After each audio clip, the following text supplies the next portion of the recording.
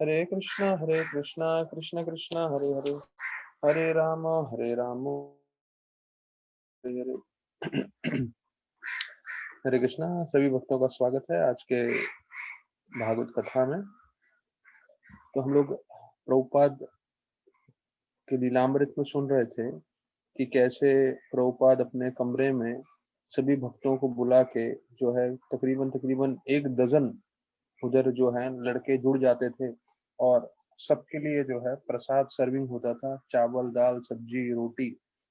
और यहाँ तक कि बताया जाता है कि जब चौंक लगता था तो वो सबको मालूम था कि ये जो है अंतिम चीज है, क्योंकि शायद अमेरिकन लड़कों ने चौंक मारते हुए जो है देखा नहीं था। तो जब दाल में चौंक पड़ता था और सब होता था तो उसकी एक अलग खुशबू आती थी। और यहाँ तक कि जो विदेशी लोग आसपास में रहते थे वो लोग कंप्लेन करते रहते थे कि ये क्या खुशबू आ रहा है यहाँ से, लेकिन भक्तों को बहुत आनंद आता था। और एक बार बोलते हैं चौंक ऐसा लगाया कि पूरा ढकना ही उड़ गया और यहाँ तक कि केत का थोड़ा हाथ भी जल गया था। लेकिन जो है भक्तों को ये प्रसाद प्राप्त करके बहुत अच्छा लगता था। तो बोलते जैसे ही प्रसाद तैयार हो जाता था तो स्वामी जी को प्रभुपाद को बुलाते थे और प्रभुपाद वहां पे हाथ और मुंह धो के बाथरूम में वो जो है सामने वाले कमरे में आते थे। और वहां पे चैतन्य महाप्रभु का जो तस्वीर था तो उस तस्वीर के सामने जो है वो बैठ के कीथ उस समय पूरा जितना भी उसने चपाती बनाया था वो पूरा चपाती लेकर आता था। और फिर जो है प्रभुपाद उसमें फिर पूरा जो बर्तन का बर्तन है चावल दाल सब्जी का वो प्रभुपाद जो है पूरा का पूरा ऑफरिंग करते थे और बंगाली में प्रार्थना बोलते थे।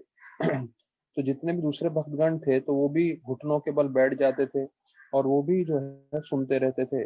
और उसका प्रभुपाद कैसे करते थे, जब उनको ऑफरिंग करना होता था तो एक शब्द वो बोलते थे और फिर ये विदेशी लड़के वही शब्द दोहराते थे। तो ऐसे करके प्रभुपाद उनसे भी पूरा प्रार्थना करवाते थे, उनसे भी पूरा ऑफरिंग करवाते थे। फिर प्रभुपाद जो है बैठ जाते थे और वो इनके साथ जो है पूरा प्रसाद लेते थे। प्रसाद के साथ प्रभुपाद का एक मुख्य चीज था, प्रभुपाद गरम दूध लेते थे और केला लेते थे साथ में। और बताया जाता है कि प्रभुपाद चाहते थे कि सब लोग जो हैं भरपूर मात्रा में प्रसाद लें और उससे एक परिवार का माहौल बनने लग गया था वहां पे। तो प्रभुपाद बोलने लगे कि भाई कोई वहां पे बैठ के बस जो है नाम के लिए थोड़ा थोड़ा हल्का हल्का नहीं खाना चाहिए, सब लोग पेट भर के जो है वो खाने चाहिए। प्रभुपाद ने दूसरी जगह बताया था कि जैसे बतख कैसे चलता है, तो बतख कैसे चलता है तो उतना हमें प्रसाद खाना चाहिए जिससे हम बिल्कुल बतख के जैसे चलें। तो प्रभुपाद जो है देखते थे अगर कोई अच्छे से प्रसाद नहीं ले रहा है तो प्रभुपाद उनको पूछते थे तुम अच्छे से प्रसाद क्यों नहीं ले रहे हो। और जो है उनको खूब खिलाते थे। तो प्रभुपाद बोल रहे थे जब मैं जहाज में आ रहा था अमेरिका तो मैं सोच रहा था अमेरिका में जो है मुझे क्या खाने को मिलेगा और वहाँ के लोगों को ये सब के बारे में मालूम होगा कि नहीं, चपाती दाल सब्जी। अब मैं यहाँ पे देख रहा हूँ कि इतने सारे भक्तगण खा रहे हैं, उसमें मुझे देख के बहुत आनंद आ रहा है। और फिर जो है उस समय कीथ जो है वो सर्विंग करता रहता था और जो सेकंड राउंड जो है सबको चावल का दाल का चपाती सब्जी सब देते रहते थे। तो ये पूरा आध्यात्म माहौल बन रहा था और सब लोग पेट भर के खाते थे। और प्रभुपाद ने बताया था कि जितना आप ज्यादा खाओगे उतना आपका ज्यादा शुद्धिकरण होगा और आप माया के प्रपंच से बच जाओगे।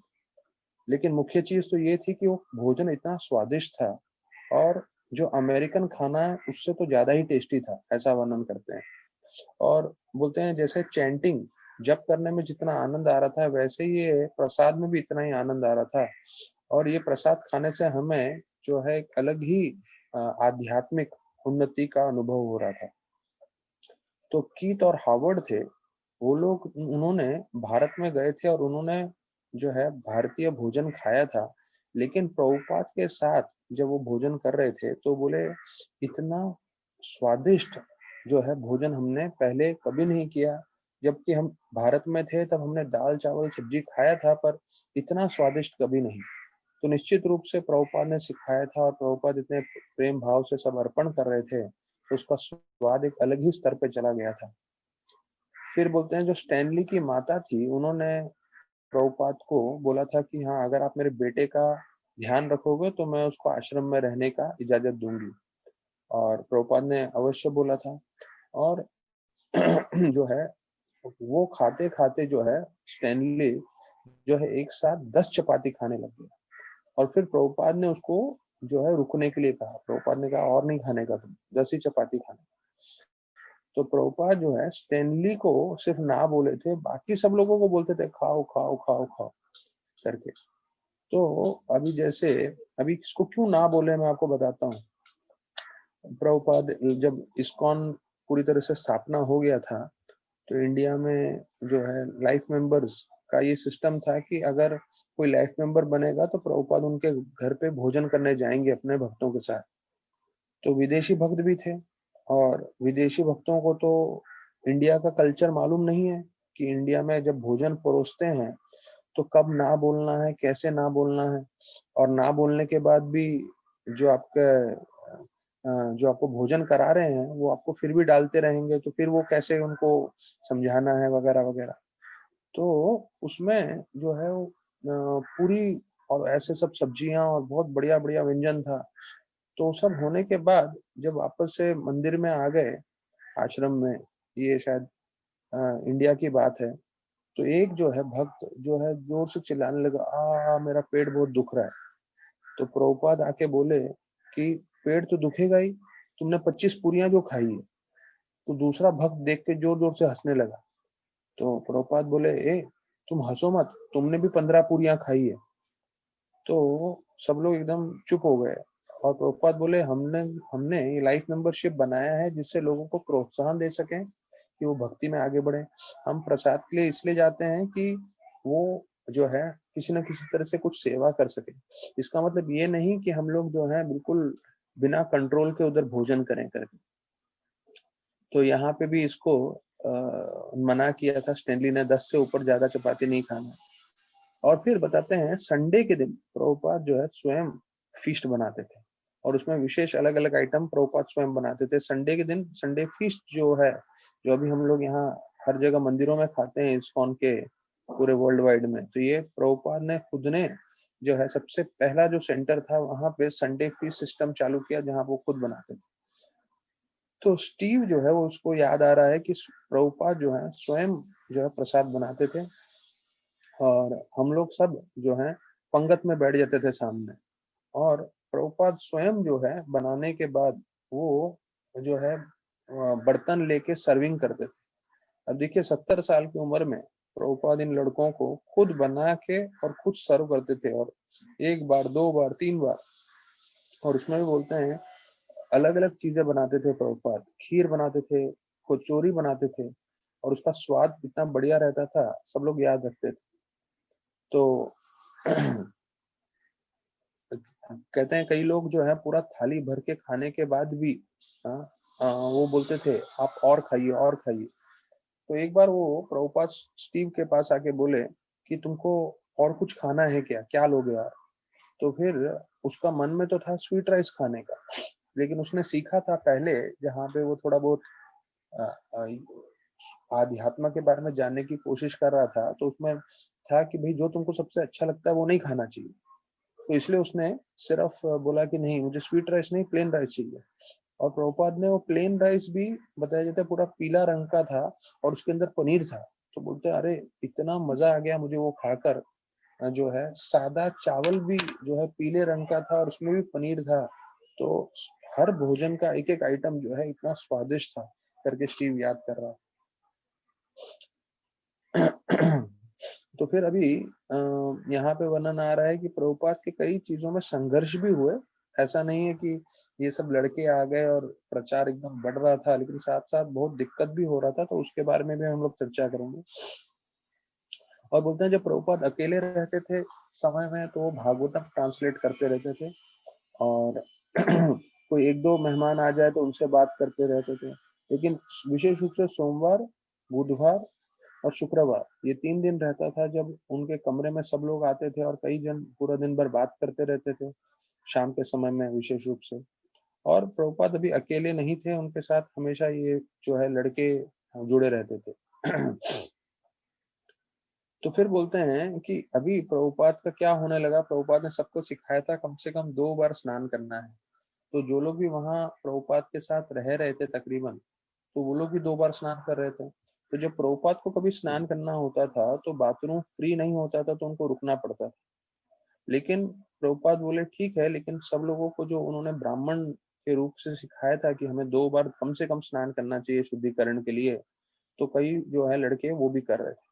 और फिर जो स्नान करके आते थे वो बैठ जाते थे, और यहाँ पे पूरा विस्तार पूर्वक बताया कि कैसे वो इसमें से कटोरी में से पानी लेते थे चम्मच से, जो आचमन है, और फिर जो है तिलक लेके तिलक बनाते थे और फिर वो अपने शरीर पे लगाते थे।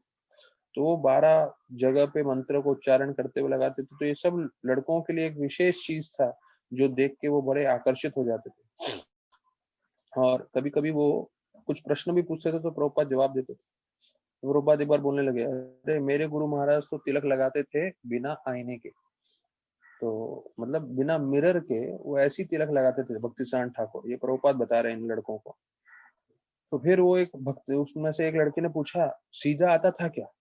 तो प्रभुपाद बोले, सीधा या टेढ़ा उससे कुछ मतलब नहीं है, वास्तविक रूप में सीधा आता था। तो प्रभुपाद बताना चाहते थे कि सीधा टेढ़ा से महत्वपूर्ण चीज क्या है कि उनके गुरु महाराज बिना आईने के तिलक लगाते। और फिर जो है वो गायत्री मंत्र करते थे। तो वो भी सब लोग कभी देखे नहीं किसी को गायत्री मंत्र करते हुए। ब्राह्मण का जो उनका रस्सी था वो अपने अंगूठे में लपेट के जो है होंठ हिलाते हुए जो बोलते रहते थे। फिर रोज शाम का समय में वो चैतन्य महाप्रभु की आरती करते थे। तो उनके पास एक घंटी था और अगरबत्ती जलाते थे और फिर वो जो है गोल गोल घुमाते थे।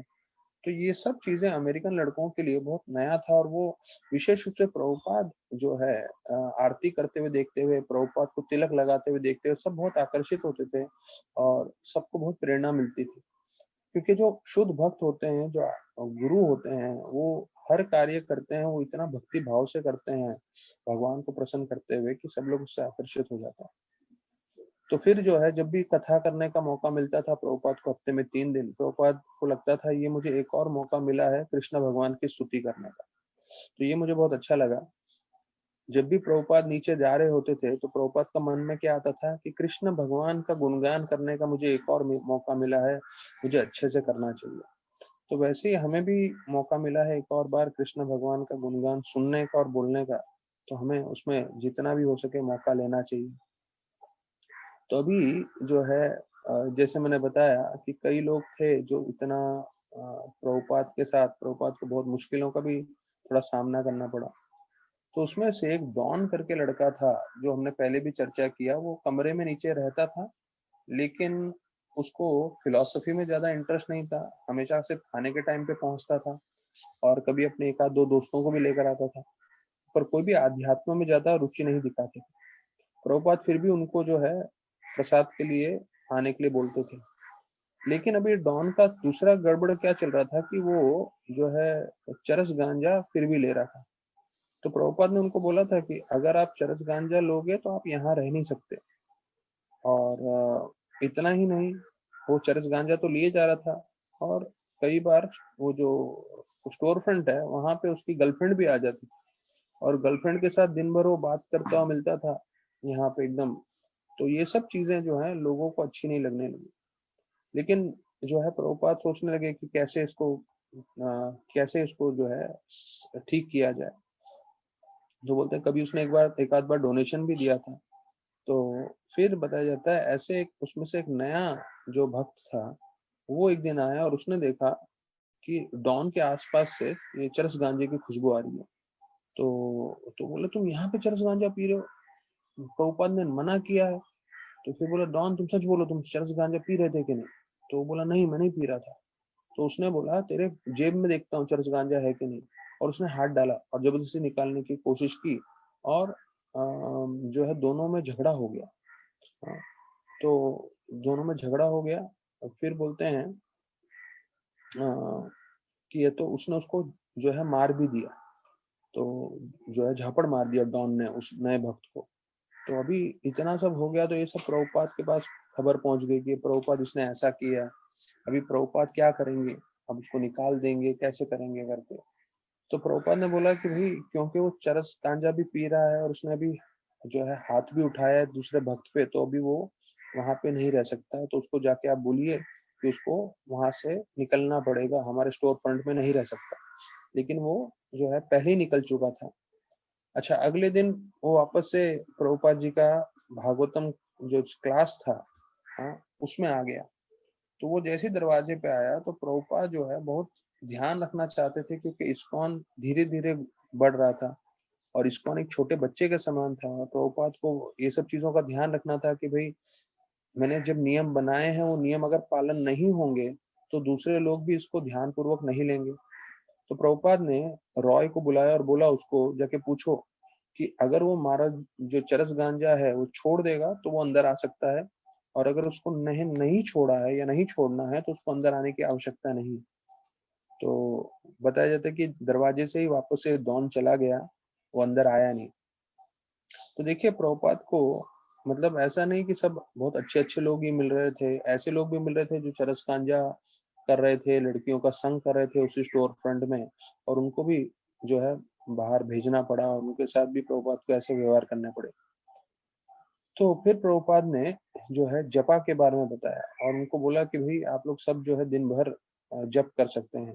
तो उनको कई लोगों को जपा नहीं पसंद आता था, कई लोगों को सिर्फ कीर्तन पसंद आता था। तो उसमें एक राइफल करके था, तो उसको जो है वो कभी जपा नहीं करता था, सिर्फ कीर्तन करता था। तो देखिए जो प्रभुपाद प्रारंभ में प्रचार कर रहे थे और उनके जो पहले पहले लोग थे जो भक्ति से जुड़ रहे थे, उनका भी यही सब प्रॉब्लम चल रहा था कि कोई चैंटिंग नहीं करेगा, कोई नियम नहीं पालन करेगा। तो अभी हम लोग 55 साल बाद की बात कर रहे हैं, लेकिन अभी भी वही प्रॉब्लम चल रहा है।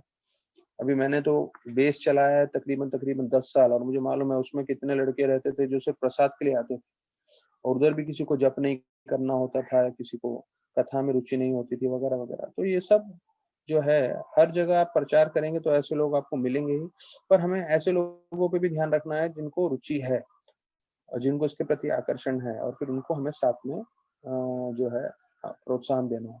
तो ये जो रैफल करके लड़का था जो जप नहीं करता था, एक बार प्रभुपाद के दरवाजे का जो है कुंडी टूट गई थी। तो प्रभुपाद ने उसको बताया कि ये तो जो है कुंडी ठीक कर दो। तो कई दिन चले गए उसने कुंडी ठीक नहीं की, और एक बार वो थोड़ा एकदम विचलित होके आके बोलने लगा, मैं क्या मंदिर में बैठने के लिए हूँ, और मैं क्या पूरा दिन माला करूंगा? मेरे पिताजी बॉक्सर थे और उन्होंने मुझे बोला है मुझे भी बॉक्सर बनना है, मुझे बीच पे जाके भागना है करके। ये मैं सिर्फ माला करने के लिए मेरा जीवन नहीं बना है करके, और आप लोग क्या सोचते हैं मैं ये सब छोड़ के क्या कृष्ण भक्ति में लग जाऊंगा? तो प्रभुपाद एकदम से उसके बात काट के बोले जोर से, तो करो ना, किसने मना किया है? जाओ, भागो तुम करके।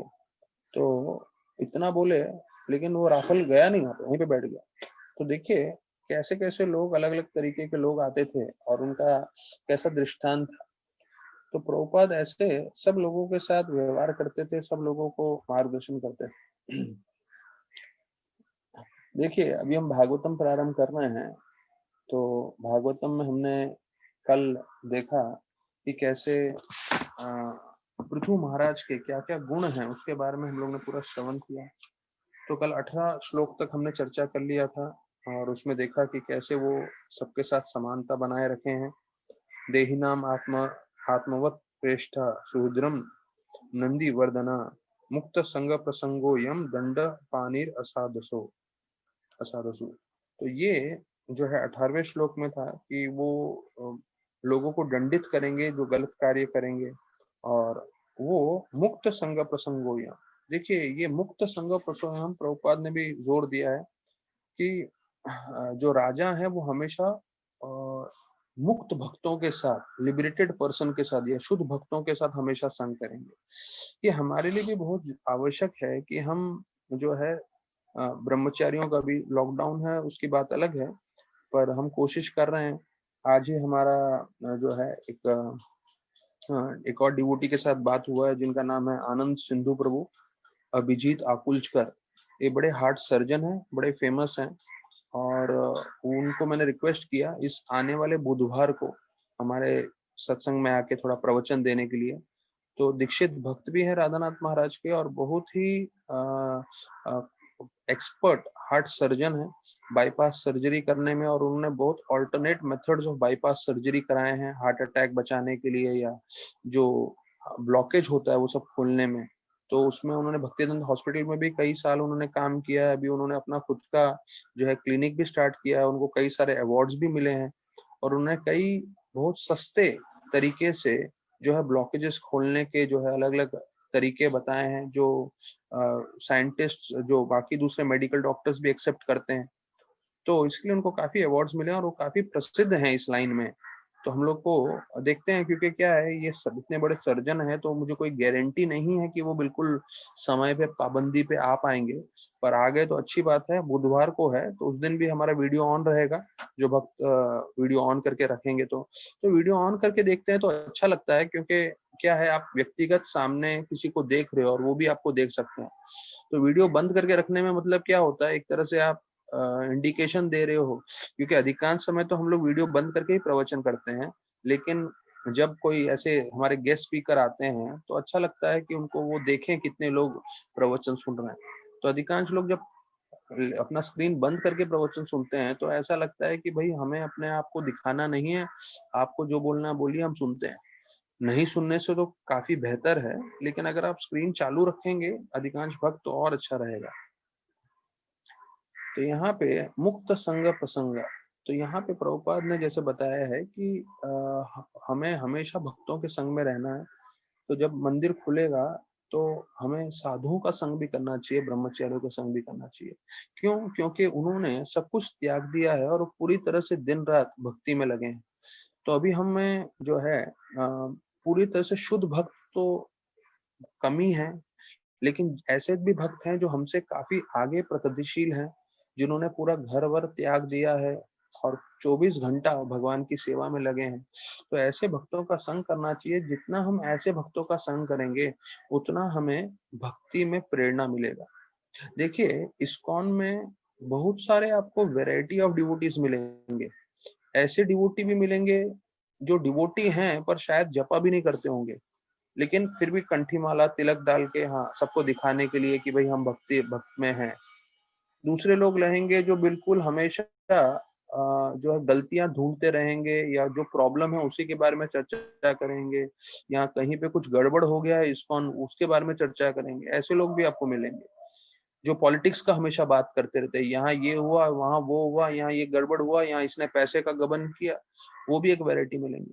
फिर ऐसे अधिकांश भक्त लोग मिलेंगे जो इस्कॉन में काफी है, मैं बताऊंगा, जो पूरी तरह से जो है फायर्ड अप नहीं है। उनको लगता है ठीक है, थोड़ी बहुत भक्ति करने का, थोड़ा बहुत मटी लाइफ भी चलाते रहने का। तो ऐसे लोगों के साथ रहोगे तो आप जो है भक्ति में पूरी तरह से प्रेरित नहीं हो पाओगे, क्योंकि उनका जीवन ऐसा ही है, थोड़ा भक्ति करने का, बाकी पूरा समय जो है अलग अलग कार्यों करते रहने का, पिक्चर देखने का, टीवी देखने का, व्हाट्सएप पे आराम से करते रहने का, वगैरह वगैरह। तो वैसे भी भक्त आपको मिलेंगे। और फिर कई भक्त होते हैं, भले वो गृहस्थ हो या ब्रह्मचारी हो, जो पूरी तरह से 100% जो है सेवा में लगे हैं, प्रचार में लगे हैं। तो जब ऐसे लोगों का आप संग करेंगे तो आपको भी जो है प्रेरणा मिलेगी, अरे मुझे भी और भक्ति करनी चाहिए और मुझे आगे बढ़ना चाहिए। तो हमें देखना चाहिए कि हम किसका संग कर रहे हैं। ऐसे लोगों का संग करना चाहिए जिससे हमें भक्ति में आगे बढ़ने का प्रोत्साहन मिलना चाहिए। अगर वो नहीं मिल रहा है तो फिर उन भक्तों के साथ आप प्रणाम करें, उनको दूर से दंडवत करें, पर उनके साथ ज्यादा समय नहीं बिताएं। तभी 19वें श्लोक में वर्णन आ रहा है कि वो तो भगवान के कला अवतारिना, कला अवतारिना मतलब वो भगवान के सत्तावेश अवतार हैं। और त्रि आदिशा मतलब वो तीनों लोक के जो है भगवान है, करता है, और वो उनमें कभी बदलाव नहीं आ सकता। और बताया जाता है कि ये सब गुणों के कारण जो है उनकी पृथु महाराज की स्तुति की गई थी। अब ये आखिरी भाग है इस अध्याय का, 20 से 27 श्लोक में, जिसमें जो ब्राह्मण हैं वो बता रहे हैं कि भविष्य में पृथु महाराज जो है क्या क्या करने वाले हैं। तो जो ब्राह्मण थे उनमें इतनी शक्ति थी कि वो पूरा भविष्य भी देख सकते थे और भविष्य के बारे में भी बता सकते थे। अब देखिए, यहाँ पे दो तरह के भक्तों का वर्णन कर रहे हैं प्रभुपाद 19वें श्लोक में। एक होते हैं नित्य मुक्त और एक होते हैं नित्य बद्ध। मतलब नित्य बद्ध मतलब हम जैसे लोग जो इस भौतिक जगत में संघर्ष कर रहे हैं, और नित्य मुक्त मतलब प्रभुपाद बता रहे हैं कि वो कभी नहीं भूलते कि हम भगवान के दास हैं। देखिए, अगर हमें मुक्ति प्राप्त करनी है तो प्रभुपाद यहाँ पे हिंट दे रहे हैं कि अगर हम हमेशा, जैसे प्रभुपाद ने बताया, सुबह 4 बजे से लेकर रात के 10 बजे तक, और लीलामृत में मैं पढ़ रहा था प्रभुपाद लड़कों से 10 बजे तक मिलते थे, जो है न्यूयॉर्क सेंटर में, और उसके बाद 10 बजे सोते थे और फिर सुबह 4 बजे उठते थे। तो ऐसा नहीं कि प्रभुपाद ने जो लीलामृत में जो प्रभुपाद के बारे में बताया गया है और जो भागवत में प्रभुपाद ने बोला है उसमें कोई भेद है, नहीं। प्रभुपाद ने जो बताया वो खुद भी वैसे ही पालन कर रहे थे। रात को 10 बजे तक प्रभुपाद जो है लोगों से मिलते थे, प्रचार करते थे, और फिर सुबह 4 साढ़े 4 बजे उठ के फिर से जो है मंगल आरती और सब करते थे। कल मैं भक्ति रसामृत महाराज के जो सर्वेंट है किशोर, उनसे बात कर रहा था। तो मैंने पूछा, भाई महाराज का कैसा तबीयत है और महाराज का रेस्ट वेस्ट हो रहा है कि नहीं? तो बोले रेस्ट तो बिल्कुल नहीं हो रहा, क्योंकि अभी भी लॉकडाउन चल रहा है, लेकिन महाराज के सब इंटरनेशनल कॉल्स आते हैं और सन्यासी और बाकी सब बड़े बड़े लोगों से बात करना होता है। तो उनका टाइमिंग फिर शाम का ही होता है, क्योंकि जब 12 घंटे का फर्क है हम इधर और अमेरिका के बीच में। तो बोलते रोज रात को 11:30 बजता ही है उनको सोते सोते। और मैं बोला मंगल आरती? बोलते फिर रोज सुबह 4 बजे उठ के 4:30 बजे मंगल आरती में पहुंच जाते हैं। तो देखिए, भले ही लॉकडाउन चल रहा है 9 महीने से, पर एक सन्यासी होते हैं जो, या जो भक्त होते हैं जिन्होंने पूरी तरह से अपना जीवन भक्ति में दिया है, देखिए कैसे भीषण रूप से तपस्या करते हुए अपना जीवन व्यतीत कर रहे हैं। तो हमें लग रहा होगा अरे लॉकडाउन है तो 9 बजे में सो जाते होंगे, 10 बजे में सो जाते होंगे। बोले नहीं, अभी भी 11:30 बजे रोज उनका जो है सेवा चलता रहता है रात का, और फिर सुबह 4 बजे उठ के जो है दिन भर का फिर सेवा में। तो सिर्फ 4.5 घंटे सो के, अभी भक्ति रसवन महाराज वो भी इतना तपस्या करने के बाद उनका शरीर में इतने सारे व्याधि हो गए हैं, फिर भी जो है इतना भीषण रूप से तपस्या कर रहे हैं, सेवा कर रहे हैं। इसलिए वो इतने प्रमुख सन्यासी बनते हैं, इसलिए इतने प्रमुख उनके शिष्य होते हैं। क्यों? क्योंकि वो इतनी तीव्रता से सेवा कर रहे हैं। तो यहाँ पे प्रभुपाद वही बता रहे हैं, नित्य मुक्त शब्द का मतलब है जो हमेशा जो है कभी भूलते नहीं है कि वो भगवान के दास हैं, और वो हमेशा भगवान की सेवा में पूरे दिन भर लगे रहते हैं। तो फिर बताते हैं कि प्रभुपाद अविद्या रचितम ये शब्द का प्रयोग आया है। Thus a learned man does not look upon the dress that externally cover the living entity। बोलते हैं जो बुद्धिमान व्यक्ति है वो सिर्फ हमारे, जैसे हम लोग ने कपड़े पहने हुए हैं, तो कपड़े के पीछे हम एक व्यक्ति को भी जानते हैं। हाँ, कपड़े पहने ठीक है, लेकिन एक व्यक्ति जो है वो महत्वपूर्ण है। तो वैसे ही बोलते हैं शरीर के पीछे आत्मा है। तो शरीर तो बदलता रहेगा, और ये अविद्या के कारण हम शरीर बदलते जा रहे हैं, प्रभुपाद बता रहे हैं इस श्लोक में। तो क्योंकि हमें ज्ञान नहीं है, तो उसके कारण जो है हम लोग इतना सारा तकलीफ झेल रहे हैं, परेशानी हम लोग जो है हमारे जीवन में आ रहा है। तो जैसे वर्णन किया गया है कि हम लोग कभी कभी चश्मा पहनते हैं, और चश्मे के साथ साथ कभी कभी एक ऐसे लेंस होते हैं जो आप पहनोगे, जैसे हम लोग को दूरबीन बोलते हैं। दूरबीन से क्या होता है, दूर की चीज नजदीक दिखती है। तो और ऐसा होता है कि मैग्नीफाइंग ग्लास, जो छोटी चीज है वो बड़ी दिखती है। अर्थात ये दूरबीन या मैग्नीफाइंग ग्लास का आप उदाहरण लेंगे तो आपको समझ में आएगा कि आप आंख के सामने क्या रख रहे हो, उसके हिसाब से आपको सामने वाली चीज दिखेगी। तो सामने वाली जो वस्तु है वो छोटी या बड़ी हो जाएगी, या दूर की चीज नजदीक आ जाएगी, आपने क्या लेंस रखा है आपके आंखों के सामने। तो ये लेंस के ऊपर आधारित रहेगा आप दुनिया को कैसे देख रहे हो। तो शास्त्र बताता है हमें शास्त्र चक्षु होना चाहिए, कि हम गीता या कृष्ण भक्ति के हिसाब से जो है हम पूरी दुनिया को देखें, और उस हिसाब से हम कार्य करेंगे तो फिर हम सबका कल्याण कर सकते हैं, और हम भौतिक जगत के जितने भी चीजें हैं उससे प्रदूषित नहीं होते हुए हम सबको जो है लाभ करा सकते हैं। फिर जो है अभी जैसे मैंने बताया आखिरी भाग है, तो इस भाग में वो भविष्य में क्या करने वाले हैं तो उसके बारे में वर्णन कर रहे हैं। बोलते हैं उनके साथ जो है कंपटीशन करने के लिए कोई नहीं रहेगा, क्योंकि स्वयं भगवान के अंश हैं, और वो अपने रथ पे पूरे तकरीबन तकरीबन पूरे के पूरे विश्व में जो है परिक्रमा करेंगे, और उनके हाथ में जो धनुष बाण है तो उसके साथ में उनके साथ कोई आक्रमण नहीं कर पाएगा, और ये सूर्य के समान रहेंगे। और सूर्य कैसे पूरे पृथ्वी का ब्रह्मांड का चक्कर लगाता है, तो वैसे ही ये पूरे पृथ्वी का चक्कर लगा के जो है हमेशा विजय रहेंगे और सबको अपने वश में रखेंगे।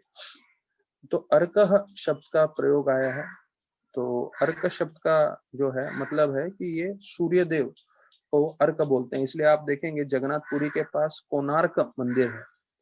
तो कोणार्क मंदिर मतलब ये जो है सूर्य देव का मंदिर है। और जैसे प्रभुपाद ने एक बार बताया था कि क्योंकि ब्रिटिशर लोगों ने कोणार्क मंदिर तोड़ा, इसलिए पूरे लंदन में जो है इतना सूरज की रोशनी नहीं आती। तो ब्रिटिशर्स बोलते हैं the sun never sets in the British empire, मतलब कभी सूर्यास्त होता ही नहीं है ब्रिटिश एम्पायर में, ऐसे ब्रिटिशर लोग बोलते थे। तो प्रभुपाद बोलते थे आप लोग के उधर तो सूर्यास्त तभी नहीं होता है क्योंकि कभी सूर्योदय ही नहीं होता है उधर। तो सूर्योदय नहीं होता है वहां पे। और मैं जानता हूँ जो मेरे दो भक्त लोग उस तरफ रहते हैं, उस साइड में, एक एम्स्टर्डम में रहते हैं और एक दूसरी ओर रहते हैं, और दोनों भक्त लोगों ने मुझे बोला है कि हम लोग को रोज गोलियां खानी पड़ती है। अगर आपको सूरज की रोशनी ना मिले तो आपके शरीर में इतने विटामिन की कमी आ जाती है और इतना आपका शरीर कमजोर होने पड़ता है, शिथिल होने लगता है कि आपको गोलियां खानी पड़ती है, और रोज ये लोग गोलियां खा रहे हैं। तो देखिए हम लोग को कभी जो सूरज मिल रहा है भारत में रहते हुए हमको उसका मूल्य नहीं रहता, पर विदेश में का ये हालत होता है। तो बोलते हैं पांचवें स्कंद, आज मैं सुबह को भागवतम सुन रहा था, उसमें बताते हैं कि कैसे पांडवों ने सूर्य देव की पूजा की थी। फिर कृष्ण भगवान ने भी एक बार सूर्य की पूजा की थी क्योंकि जामवती को पुत्र नहीं हो रहा था। और फिर जो है शिव की कृपा से जो है उनको पुत्र आता है सांबा। तो हमें मालूम है शिव भगवान पूरे विश्व का विध्वंस करते हैं, और सांबा बने कारण जिससे पूरे यदुवंश का विध्वंस हुआ। तो सांबा जो है वो 11वें स्कंद में जब हम पहुंचेंगे तब चर्चा करेंगे। तो सांबा जो है अपने कमर में कपड़ा वपड़ा डाल के, साड़ी डाल के वो साधु के पास गए और ये लोग सब मजाक उड़ाने लगे साधुओं का, बताओ इसको लड़का है कि लड़की है। तो उन्होंने बोला लड़का लड़की नहीं है, इसमें से लोहा का भाला निकलेगा जो आपके पूरे वंश को नाश करेगा। और वही निकला। जैसे ही कपड़ा हटाया तो उन्होंने देखा कि लोहे का पूरा एक बड़ा भाला है, और फिर उसके कारण जो है पूरे यदुवंश का नाश हुआ। तो वो एक अलग कथा है। पर जो है बताते हैं कि कैसे शिव सूर्य देव को जो है राधा रानी ने भी पूजा है, और जो है कई भक्तों पूजा करते थे, लेकिन उनका पूजा करने का उद्देश्य एक ही था सूर्य देव को, कि हमें कृष्ण की भक्ति प्राप्त हो, हम कृष्ण भक्ति में आगे बढ़ सके। तो पांचवें स्कंद में बताया गया भागवतम में कि एक सेकंड में जो सूर्य देव है वो 16,000 मील की स्पीड में जो है भ्रमण करते हैं, पूरा पृथ्वी का जो है परिक्रमा कराते हैं। तो उनका स्पीड का वर्णन पांचवें स्कंद में है। तो वो बोलते हैं कि पृथु महाराज जो है पूरे पृथ्वी पे राज करेंगे, यहाँ तक कि हिमालय से लेके, जो हिमालय पर्वत पे सूर्योदय होता है तो उसको उद्याचल बोलते हैं या उद्यादिरी बोलते हैं। तो वहां से लेके जितने भी समुद्र हैं, पहाड़ से लेके समुद्र, सारे के सारे जगह पे उनका राज चलेगा। तो इसलिए राजा को नर देव बोलते हैं। तो नर देव का मतलब है कि वो भगवान जो है एक नर के रूप में आए।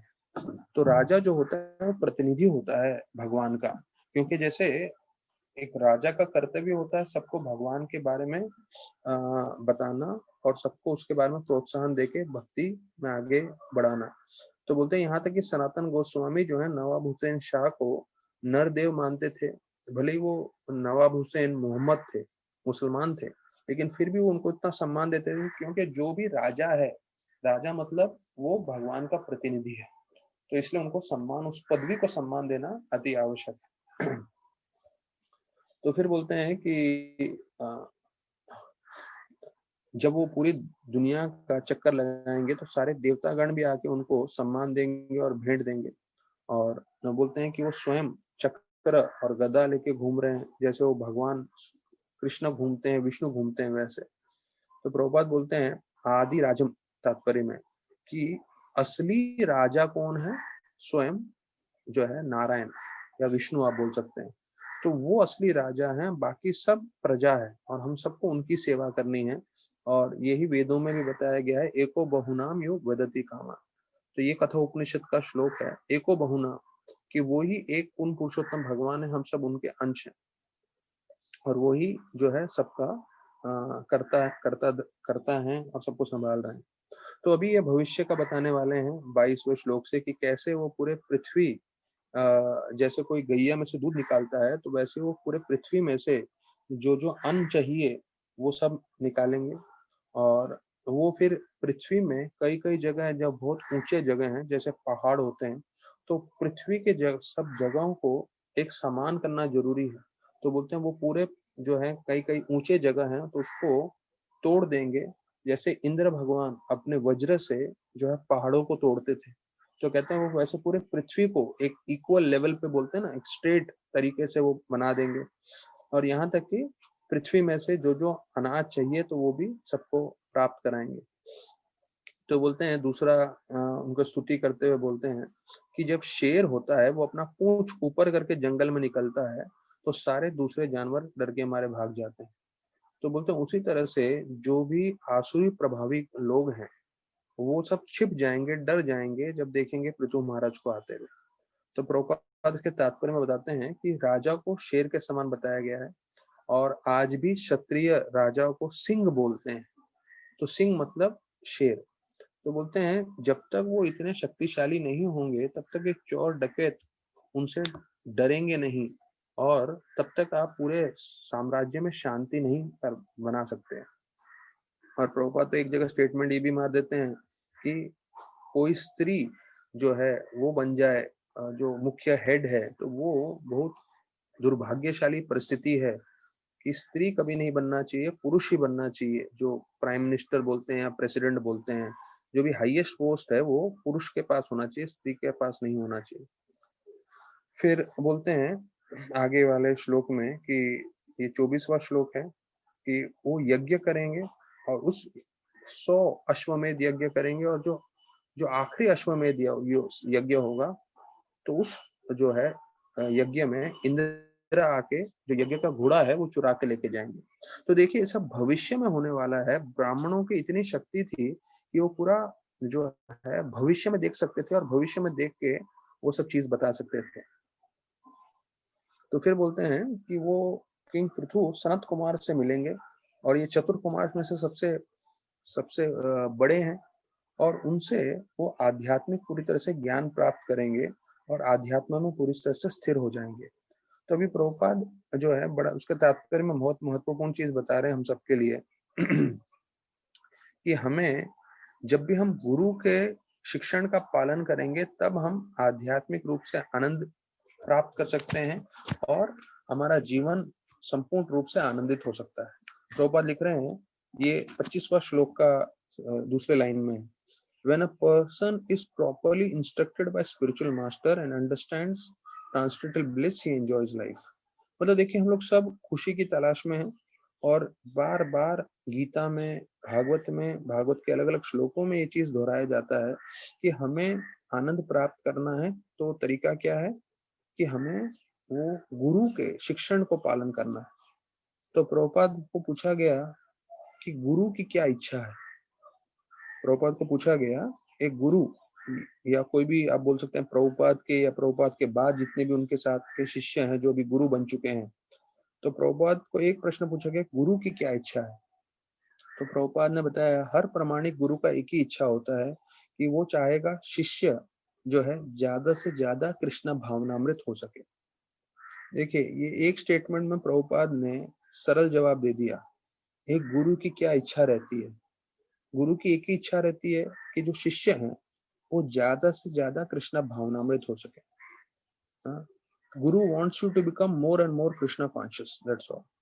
गुरु की एक ही इच्छा होती है कि आप ज्यादा से ज्यादा कृष्ण भावनामृत हो सके। तो जितना आप कृष्ण भावनामृत होंगे तब आप जीवन में आनंद प्राप्त करेंगे। तो भौतिक रूप से आप आनंद प्राप्त करने जाओगे, प्रभुपाद लिखते हैं कि ये सिर्फ जो है क्षण भंगुर आनंद है इस भौतिक जगत का, टेम्पररी आनंद है। अगर समझ लीजिए किसी के पास बहुत बढ़िया गाड़ी है, या बहुत सुंदर दिखता है, या बहुत शक्तिशाली है, या बहुत धन है, या जो भी आप बोले बहुत पढ़े लिखे हैं, तो ये सिर्फ 30-40 साल रहने वाले हैं उनके पास। उसके बाद फिर से पुनरपि जननम पुनरपि मरणम, फिर से जन्म मृत्यु के चक्कर में। वो 40-50 साल का खेल है। तो इसलिए वो बोलते हैं कि सबसे महत्वपूर्ण चीज है कि हम आध्यात्म रूप से आनंदित रहें, और यही चीज गीता में बताया गया है, ब्रह्म भूत प्रसन्नात्मा न सोचित न कांच। तो बोलते हैं जो कोई ब्राह्मण स्तर पे आ जाता है, मतलब आध्यात्म स्तर में आ जाता है, तो वो किसी चीज की इच्छा भी नहीं करता, और कुछ चला जाता है तो दुखी भी नहीं होता। वो दोनों स्तर पे समान रहता है, और वो आध्यात्म में संपूर्ण रूप से आनंद प्राप्त करता रहता है। ये एक भक्त का लक्षण होता है। तो फिर अब बताते हैं कि पृथु महाराज तो साक्षात विष्णु भगवान के अवतार थे, लेकिन फिर भी उन्होंने गुरु स्वीकार किया। किनको स्वीकार किया? सनत कुमार प्रभु को, वो भी परंपरा में। हाँ, तो फिर बोलते हैं कि आप कब भाग्यशाली होते हो? जब आप गुरु को स्वीकार करते हो और उनके शिक्षण पढ़ते हो। प्रभुपाद ये दूसरी चीज दूसरी बार बोल रहे हैं, then one becomes fortunate and enjoys a blissful life even in this material world. तो ऊपर बताया कि यू कैन एंजॉय लाइफ जब आप गुरु के शिक्षण प्राप्त करोगे। यहाँ पे एक ही पैराग्राफ में दूसरी बार एक ही चीज बोल रहे हैं। तो कभी कभी प्रवचन करते समय मुझे लगता है, अरे मैंने जो कहानी बता दी थी वो मैं वापस से दोहराऊं नहीं। लोग बोलेंगे अरे प्रभु जी ने बता दिया था, फिर से वही चीज बोल रहे हैं। तो हम लोग जब प्रचार करते हैं तो प्रचार करते समय हमको लगता है हर बार कुछ नया चीज बताना है। प्रभुपाद का ऐसा नहीं है। प्रभुपाद एक ही पैराग्राफ में एक ही चीज दो बार बोलेंगे, ये चीज बताने के लिए कि भाई ये चीज आप समझिए, ये चीज हमारे लिए बहुत जरूरी है।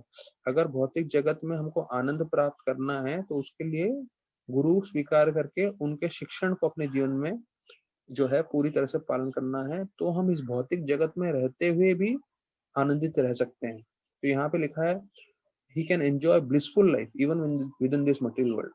तो प्रभुपाद को भली बात ही मालूम है, उन्होंने गीता भी लिखा है, उन्होंने पूरा भागवत भी लिखा है कि ये जगत दुखालय है, पर दुखालय में आपको सुख मिल सकता है। आप उसको सुखालय बना सकते हो अगर आप पूरी तरह से कृष्ण भगवान के साथ जुड़ जाएं, कृष्ण की भक्ति करें। तो यही एक मार्ग है। विदंती शब्द का प्रयोग आया है, इसका मतलब समझना, कि हमें समझना है कि हम वास्तविक रूप में आध्यात्म स्वरूप है, हम आत्मा है, और हमारा कार्य है भगवान के साथ जुड़ना और सेवा करना। तब हम पूरी तरह से जो है जीवन में आनंद प्राप्त कर सकते हैं। अभी ये प्रभुपाद ने तीसरी बार 25वें श्लोक में लिखा है, then when a person understands Brahman और the supreme source of everything he enjoys a blissful life. तो ये तीसरी बार प्रभुपाद ने ब्लिसफुल लाइफ और एंजॉयज लाइफ लिखा है एक ही तात्पर्य में, कि भाई जब आप भक्ति के स्तर पे आओगे तभी आप आनंद प्राप्त कर पाओगे, नहीं तो बिल्कुल नहीं। फिर आगे 26वें श्लोक में बोलते हैं कि उनका जो कीर्ति है वो पूरे जो है चारों दिशाओं में फैलेगा, और वो इतने शक्तिशाली राजा रहेंगे और उनके कार्य भी सबसे प्रसिद्ध रहेंगे। तो प्रभुपाद बोल रहे हैं कि artificial advertisement of one self then one can then thus enjoys a so called reputation is kind of conceit। तो प्रभुपाद बता रहे हैं कि अगर कई लोग अपने आप को एडवर्टाइज कराते हैं, आजकल एडवर्टाइजमेंट का माँ जो है पूरा मीडिया का दुनिया है, तो उसमें लोग अपना खुद का रेपुटेशन बढ़ाने के लिए, अपना नाम सम्मान बढ़ाने के लिए अपना जो है कुछ ना कुछ करके अपना लाइक्स बढ़ा देते हैं या कुछ कुछ करते रहते हैं। तो बोलते हैं ये धोखा है। तो बोलते हैं असली में किसी की योग्यता होगी, तो अगर उसकी योग्यता है तो अपने आप उसको मान सम्मान आएगा। तो उसका मान सम्मान कभी छुपा नहीं जा सकता। अब देखिए, अभी हम राधानाथ महाराज के बारे में चर्चा करें तो राधानाथ महाराज खुद ने, उन्होंने भक्ति चारू महाराज को बोला था एक बार, वो लोग प्रसाद लिए थे साथ में, और प्रसाद लेने के बाद महाराज बोलने लगे, मैं तो वेस्ट वर्जीनिया में न्यू वृंदावन में आराम से ब्रह्मचारी था, आराम से सेवा किए जा रहा था, और सेवा करते करते मेरे जो ऊपर के सीनियर लोग थे वो लोग चले गए। तो फिर मुझे सीनियर बनना पड़ा, फिर सीनियर बनते बनते फिर मुझे एक बार सन्यासी बनना पड़ा, फिर सन्यासी बनते बनते मुझे गुरु बनना पड़ा। तो राधानाथ महाराज बता रहे थे मेरी कोई इच्छा नहीं थी ये सब करने की, लेकिन फिर भी मुझे करना पड़ा। और यहाँ तक कि मैंने खुद ने सुना है महाराज के मुंह से कि कैसे महाराज को बिल्कुल सन्यास नहीं लेना था, पर महाराज को जोर जबरदस्ती उधर के अथॉरिटी ने जो है सन्यास दिलवाया था, और अभी सन्यासी बने। फिर परिस्थिति ऐसी आई 93 में कि उनको गुरु भी बनना पड़ा, फिर ये करना पड़ा। तो भक्ति चारू महाराज को बोल रहे थे कि मेरी कोई इच्छा नहीं थी गुरु बनने की, मेरी कोई इच्छा नहीं थी सन्यासी बनने की, लेकिन मुझे ये सब करना पड़ा परिस्थिति के स्तर पे, और फिर अभी जीबीसी भी बन गया हूँ और इतना सब ये करना है। तो भक्ति चारू महाराज जो है राधानाथ महाराज के बारे में हमेशा ये प्रशंसा करते थे कि हमें ऐसे लीडर चाहिए जो लीडर नहीं बनना चाहते हैं, और फिर उनका जो है मान सम्मान देखिए कैसे फैल जाता है। तो ऐसे लोग होने चाहिए जिनको मान सम्मान नहीं चाहिए, और अगर आप में वो योग्यता है, अपने आप आपको दुनिया मान सम्मान देगी। लेकिन बोलते हैं अगर आप मान सम्मान के पीछे भागोगे तो आपको वो शायद प्राप्त नहीं होगा। तो प्रतिष्ठा नारी सदा कुंवारी ऐसे करके एक वर्णन आता है। प्रतिष्ठा नारी कि जिसको प्रतिष्ठा चाहिए, जिसको नाम सम्मान चाहिए, प्रतिष्ठा नारी सदा कुंवारी, वो हमेशा कुंवारी ही रहती है, क्योंकि उसको कोई संग नहीं करता। कोई संग नहीं करता का मतलब ये है कि जो भक्त होते हैं वो प्रतिष्ठा उनको नहीं चाहिए, उनको मान सम्मान नहीं चाहिए, और जो अभक्त होते हैं उनको प्रतिष्ठा चाहिए।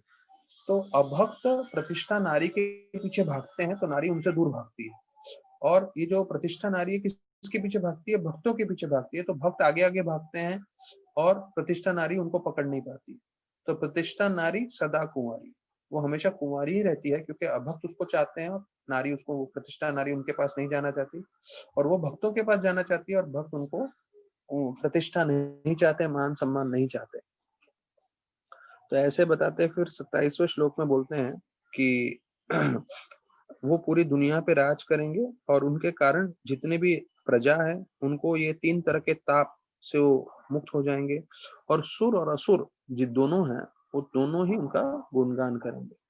तो प्रभुपाद बता रहे हैं कि पुराने दिनों में पूरी दुनिया में अलग अलग जो है शहर होते थे, और एक जगह पे से पूरे जो है राजा पूरे पृथ्वी पे राज करते थे, लेकिन देखते थे कहीं पे किसी भी शहर में वर्णाश्रम जो है ये नियम भक्ति का पालन नहीं हो रहा है, तो स्वयं जाके देखते थे कि सब जगह भक्ति का प्रचार हो और सब जन अपने भक्ति करके जीवन सार्थक करके जो है भगवत धाम जा सके। तो देखिए ये इसके साथ हमने 16वां अध्याय भी समाप्त किया है आज, और कल से हम महाराज पृथु जो है क्रोधित हो जाते हैं पृथ्वी पे, तो उसका चर्चा करेंगे।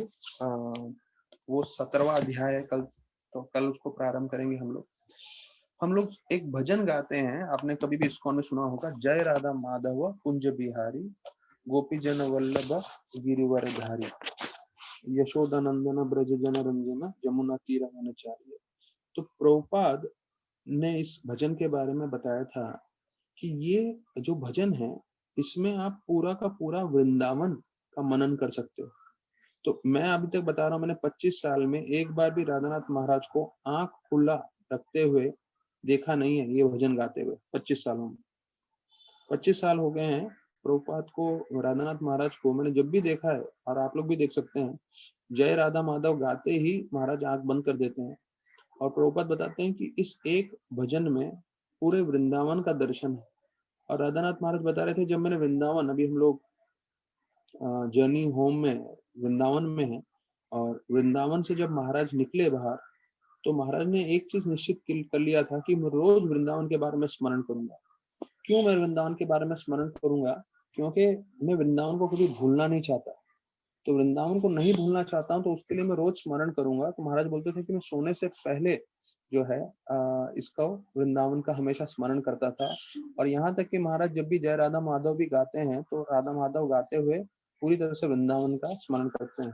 तो प्रभुपाद भी एक बार जब गा रहे थे, गोरखपुर में था, तो बताया जाता है कि वो आंख बंद करते हुए ट्रांस में चले गए। जैसे होता है ना कि हम पूरे एक अलग ही दुनिया में चले गए। तो भक्तों को समझ नहीं आ रहा था, तो भक्त लोग एकदम शांत होकर बैठे रहे। फिर कई भक्तों ने जो है कीर्तन चालू किया, तो प्रभुपाद वो कीर्तन का ध्वनि सुन के अंतरंग चेतना से बाहर की बहिरंग चेतना में वापस आए। और प्रभुपाद बोले ठीक है कीर्तन करो आप लोग थोड़ी देर और। तो प्रभु भक्तों ने ये देखा है कि ये भजन इतना शक्तिशाली, अगर आप पूरी तरह से एकाग्र होकर उसका मनन करेंगे तो आप अपने आप को पूरी तरह से वृंदावन लेके जा सकते हैं। तो पहला शब्द है राधा माधव। राधा माधव का मतलब जो कृष्ण भगवान जो राधा रानी से प्रेम करते हैं। कुंज बिहारी का मतलब है जो उधर के कुंजों में, उधर के जो अलग अलग निधि वन और वगैरह वगैरह सारे जितने भी कुंज हैं उसमें जो लीला करते हैं। गोपी जना वल्लभ का मतलब है जो गोपियों को बहुत प्रिय है, कृष्ण भगवान जो गोपियों से बहुत प्रेम करते हैं। गिरिवरधारी जिन्होंने गोवर्धन उठाया। यशोदानंदन जो यशोदा को पुत्र हैं। और ब्रज जन रंजन अर्थात जो व्रजवासी, हाँ, जो उनको बहुत प्रेम करते हैं, और कृष्ण भगवान भी ब्रजवासियों से बहुत प्रेम करते हैं, मतलब दोनों एक दूसरे से प्रेम करते हैं। ब्रज जन रंजन यमुना तीरा वनचारी। तो यमुना जो पूरे वृंदावन में जो है फैली हुई है, और उनके वनों में जो है कृष्ण भगवान भ्रमण कर रहे हैं। तो देखिए, अगर हम इस भजन में देखेंगे तो गोवर्धन भी आ गया, गोपी भी आ गए, कुंज भी आ गए, राधा कृष्ण भी आ गए और ब्रजवासी भी आ गए, यशोदा माई भी आ गए, जमुना भी आ गया और वृंदावन के सारे वन भी आ गए। तो देखिए, ये भजन इतना शक्तिशाली है, अगर हम इस पे ध्यान करें तो पूरी तरह से जो है हम वृंदावन का स्मरण कर सकते हैं, हम कहीं पे भी हों। तो इसलिए प्रभुपाद ने सिस्टम बनाया था कि हम लोग जब भी भागवतम क्लास दें मंदिर में, तो उससे पहले हम लोग ये भजन गाएं। राधानाथ महाराज जर्नी होम में हम चर्चा कर रहे हैं कि कैसे वो नीम कोरिल बाबा से मिले, और नीम कोरिल बाबा के पास ऐसी शक्ति थी जिससे वो भविष्य देख सकते थे। और जैसे राधानाथ महाराज आए, उनसे मिले, तो वो उनको देखते ही बोले कि तुम भगवान की खोज में पूरी दुनिया घूम रहे हो और अभी तुम यहाँ पे बैठ के भगवान के लिए, कृष्ण के लिए रो रहे हो, और तुम्हारे माता पिता वहां पे चिकागो में रह के तुम्हारे लिए रो रहे हैं। तो महाराज ने कुछ नहीं बताया था, लेकिन इनको सब कुछ मालूम था। तो ये शक्ति होती है कई लोगों की कि उनको ये मिस्टिक पावर आ जाता है। तो ये शक्ति होती है जिसको मिस्टिक पावर प्रभुपाद बताते हैं। तो उससे वो उनको सब भविष्य का भी दिखने लगता है, या हमारे मन में क्या चल रहा है वो देख सकते हैं। पर इससे हमें ज्यादा प्रभावित नहीं होना चाहिए, हमें सिर्फ भक्ति से, हमारा मन भक्ति में रहना चाहिए। नहीं तो कभी कभी कितनी बार ऐसा हुआ है कि एक जेजे मेडिकल कॉलेज में एक लड़का था, 16 माला करता है, 16 माला कर रहा था, और वो एक ऐसे कुछ योगी से मिला, जो योगी ने बता दिया कि भाई पिछले सेमेस्टर में तुम इतने इस सब्जेक्ट में फेल हुए थे, और इस सेमेस्टर में तेरे ये सब्जेक्ट्स खराब हुए हैं, और उसका परिणाम भी उसने बता दिया। तो अब उसको मालूम था कि सिर्फ मुझे मालूम है क्योंकि मैंने पेपर लिखा है, तो ये योगी को कैसे मालूम चला? और वो इतना प्रभावित हो गया, उसने 16 माला छोड़ के उसको शरणागत हो गया योगी को। तो देखिए, हमें ये चीज ध्यान रखना है, ये एक सिद्धि है जिसके कारण वो आपके मन की बात जान सकते हैं, या आपके भूतकाल में जो जीवन में हुआ है वो बता सकते हैं, या हो सकता है कि भविष्य में जो होने वाला है वो भी उनको दिख जाए और वो भी बोल सके। पर ये सब सिद्धियों की बात है, हमें इन सिद्धियों से ज्यादा प्रभावित नहीं होना चाहिए, हमें भक्ति का मार्ग को पकड़ के चलना है। तो बोलते हैं कि लेकिन तो जब भी बात करते थे प्रभुपाद के साथ, तो प्रभुपाद को बहुत जो है प्रेम करते थे, और प्रभुपाद को प्रभुपाद नहीं, राधानाथ महाराज को जो है वो सही चीज के बारे में बताते रहते थे, भक्ति के बारे में। तो फिर बोलते हैं कि पूरी दुनिया इस भौतिक जगत में फंसी हुई है, हम लोग इसमें से कैसे निकल सकते हैं? राधानाथ महाराज ने नीम करोली बाबा को पूछा। तो ये हमारे लिए भी एक बहुत ज्यादा महत्वपूर्ण की चीज है। तो नीम करोली बाबा ने उनको सरल जवाब दिया, बोला सबसे प्रेम करिए, सबकी सेवा करिए, सबको भोजन कराइए। देखिए, सबकी सबकी सेवा करिए, सबसे प्रेम करिए और सबको भोजन कराइए। तो बोलते हैं सेवा हमें हनुमान की जैसे करनी चाहिए, निस्वार्थ भाव से। हाँ, तो अहंकार नहीं होना चाहिए। ये चाबी है आत्म साक्षात्कार का। सबको ही सेवा करें, सबको प्रेम करें और सबको भोजन कराएं।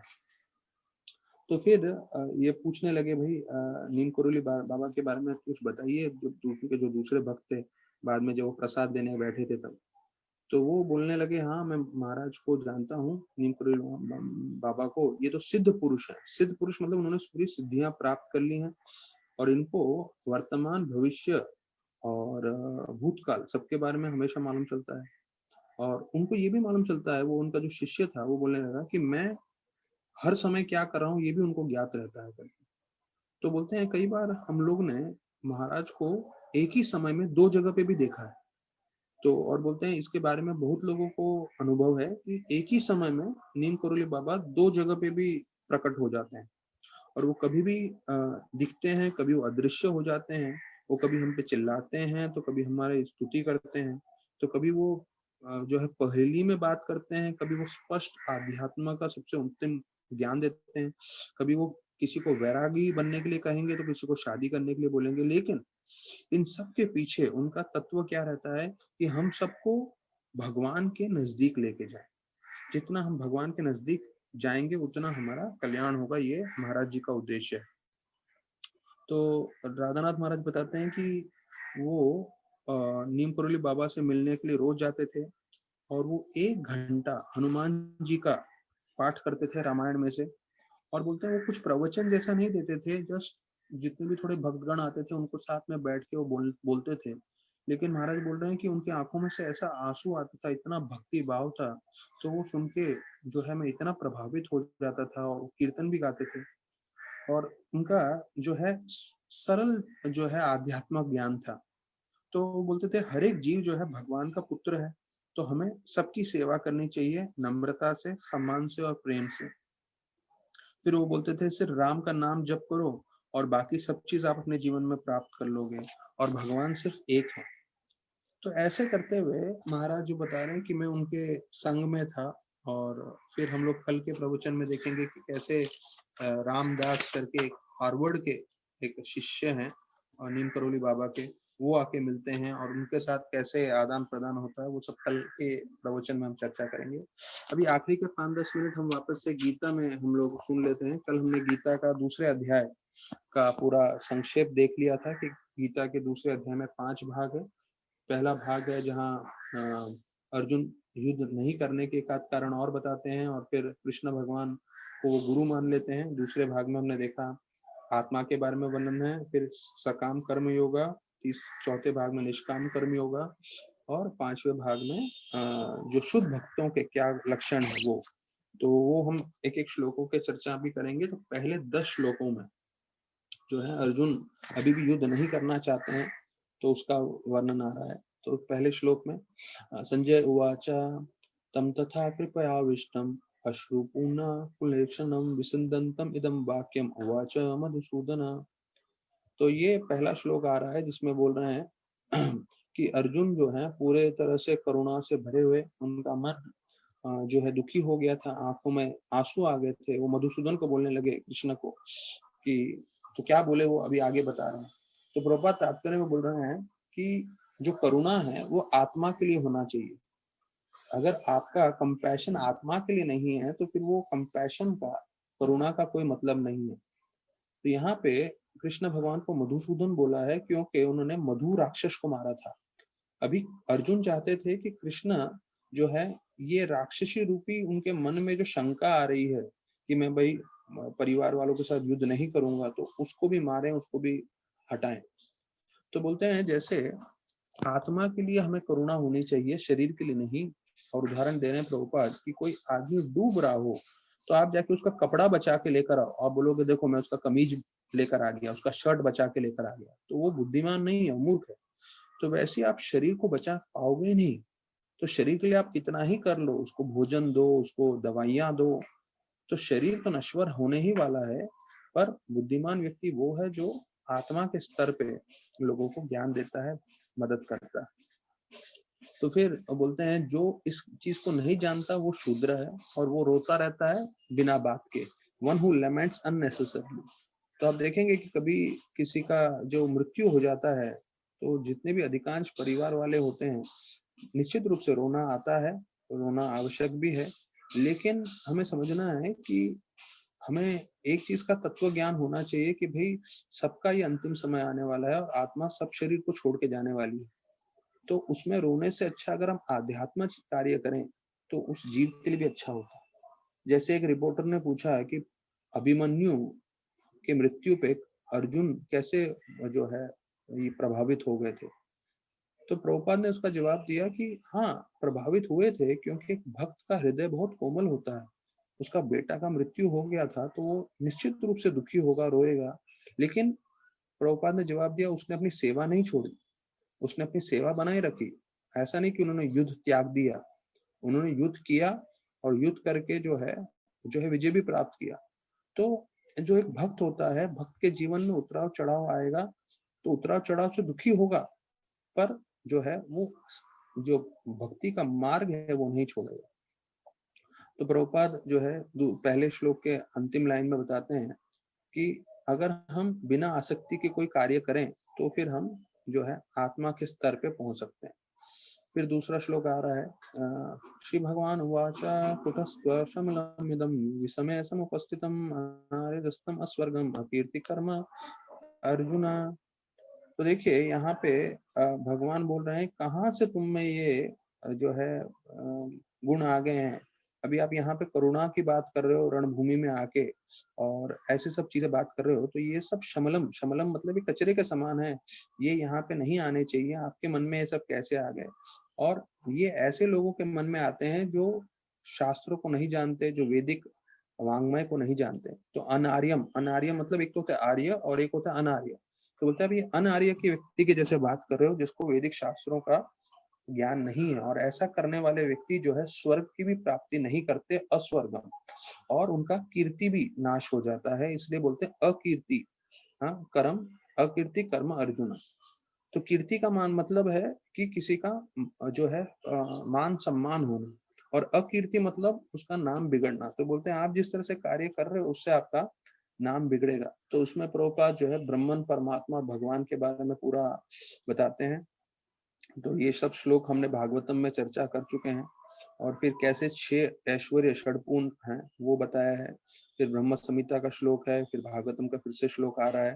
तो ये सब हम अपने प्रवचनों में चर्चा कर चुके हैं।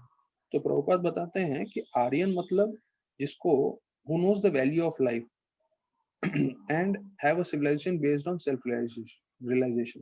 कि आर्यन शब्द का मतलब है जिसको ये मालूम है कि मैं आत्मा हूँ और भक्ति से जुड़ा हुआ है, नहीं तो आप आर्य नहीं हो, अनार्य हो करके। तीसरा श्लोक, क्लैब्यम मासा गमा पार्थ नैतत्व उपाद्यते शुद्रम हृदय दौर्बल्यम तुक्त उत्तिष्ठ परंतपा। तो बोल रहे हैं कि ये आप कैसे कार्य कर रहे हैं। कृष्ण भगवान अर्जुन को बोल रहे हैं आप उठिए और आप युद्ध करने के लिए तैयार हो जाएं। तो प्रभुपाद बताते हैं कि कोई क्षत्रिय का बेटा है, और वो बोलता है मैं युद्ध नहीं करूंगा, तो इसका मतलब सिर्फ नाम का क्षत्रिय है। कोई क्षत्रिय ये नहीं बोल सकता कि मैं युद्ध नहीं करूंगा। क्षत्रिय मतलब युद्ध करेगा ही करेगा। तो फिर बोलते हैं ब्राह्मण मतलब वो कभी कोई पाप कार्य में नहीं करे लगेगा। अगर वो पाप कार्य में लगा है मतलब वो सिर्फ नाम का ब्राह्मण है, उसमें ब्राह्मणों का कुछ भी गुण नहीं है करके प्रभुपाद बताते हैं। फिर चौथे श्लोक में बोलते हैं अर्जुन, अर्जुन वाचा कथम भीष्मम अहम सांख्ये द्रोणम च मधुसूदन इषुभि प्रति योत्स्यामि ऊर्जा राव अरिसूदन। अब ये चौथे श्लोक में बोल रहे हैं कि मैं कैसे अपने दादाजी और अपने गुरु पे आक्रमण करूं। मतलब जो भीष्म पितामह है मेरे दादाजी की उम्र के हैं, और द्रोणाचार्य मेरे गुरु हैं।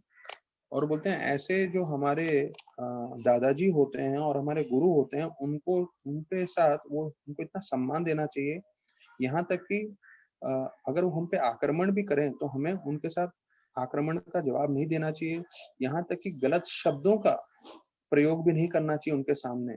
तो फिर मैं उनके साथ युद्ध कैसे कर सकता हूँ? और वो प्रश्न पूछ रहे हैं प्रभुपाद तात्पर्य में, कृष्ण क्या अपने दादाजी उग्रसेन के साथ लड़ेंगे क्या? क्या वो अपने गुरु संदीपनी मुनि के साथ लड़ेंगे क्या? तो ऐसे बोलते हुए उनका जो प्रश्न आ रहा है तो उसका जवाब देते हुए अभी वो ये कर रहे हैं, और उसके बाद फिर 7वें श्लोक में आश्रय लेंगे। तो वो हम कल के इसमें प्रवचन में और चर्चा करेंगे। तो एक बार प्रभुपाद जो है बोले कि मैच्योरिटी, मैच्योरिटी मतलब आप कितने मैच्योर हो आध्यात्मिक और भौतिक जीवन में, कैसे मालूम चलेगा कि आप दूसरों के साथ कैसे व्यवहार करते हो। तो या जिसे बोलते हैं परिपक्व, आप कितने तैयार हो, कितने आप पक गए हो। परिपक्व शब्द है भौतिक जगत में, आध्यात्मिक जगत में आप दूसरों के साथ कैसे व्यवहार करते हो। तो अगर आप आध्यात्म रूप से हर स्थल में व्यवहार करते हो तो इसका मतलब आप पूरी तरह से मैच्योर हो गए हो। तो हमें ध्यान रखना है कि हमें भक्ति में जो है मैच्योरिटी के लिए बहुत ध्यान पूर्वक सभी भक्तों के साथ और इवन अभक्तों के साथ सेवा ध्यान कार्य करना है। जैसे प्रभुपाद एक हाइपोथेटिकल सिचुएशन बताया। हाइपोथेटिकल सिचुएशन मतलब वो भक्त है नहीं। प्रभुपाद ने बताया कि हम लोग जब हम सब भक्तों को बोलते हैं कि हम दास हैं आपके और आप प्रभु हैं, तो फिर उन्होंने बोला कि ये तो नंद गोपाल प्रभु ये एक ऐसी परिस्थिति बना रहे हैं, और उसमें बोल रहे हैं नंद गोपाल प्रभु आप मेरा जूता पॉलिश करेंगे क्या? तो प्रभुपाद बोले ये वैष्णव नहीं है। एक वैष्णव जो दूसरे वैष्णव से ऐसा निम्न काम नहीं कराएगा। हर एक वैष्णव दूसरे वैष्णव का जो है जूता साफ करेगा, चप्पल साफ करेगा। तो कई साल पहले हमारे मंदिर में पूना यात्रा होता था, और पूना यात्रा में हजारों की संख्या में भक्त आते थे। 1000, 2000, 3000 तक गया था। कृष्ण चंद्र प्रभु के बंगले में हम लोग करते थे प्रोग्राम। तो वहां पे हमारे संकीर्तन प्रभु जो है रात को उठते थे और जितने भी भक्तों का चप्पल और जूता था वो साफ करते थे। देखिए वो कैसे ब्रह्मचारी हैं, कैसे उनको सब भक्तों की सेवा करना अच्छा लगता है। तो रात को आधी रात को उठ के जो है वो सारे के सारे भक्तों का जूता और चप्पल साफ करके रखते थे। तो ये एक भक्त का भाव है। प्रभुपाद यहाँ बता रहे हैं कि कभी भी कोई भक्त दूसरे को बोलेगा नहीं मेरा जूता साफ करो, नहीं, वो खुद दूसरों का जूते साफ करेगा। ये भावना होनी चाहिए, क्योंकि अगर हम जब अपने आप को दास बोलते हैं तो बोलना एक चीज है, बोलने के साथ साथ हमें अपना जीवन भी जो है उस हिसाब से व्यतीत करना है। हमारा मन में भी वही होना चाहिए, जो हमारे शब्दों में है वही हमारे मन में होना चाहिए, वही हमारे व्यवहार में होना चाहिए, तो ही हम असली अपने दास कहलाएंगे। तो एक भक्त जो होता है आजीवन काल के लिए वो सभी जीवों का दास है, भगवान का भी दास है और भक्तों का भी दास है। तो उसका जीवन पूरा समय सबकी सेवा में व्यतीत होना चाहिए, तब जीवन सार्थक होगा और तब हम असली रूप से आनंद प्राप्त कर पाएंगे। तो बहुत बहुत धन्यवाद सभी भक्तों का। हरे कृष्णा।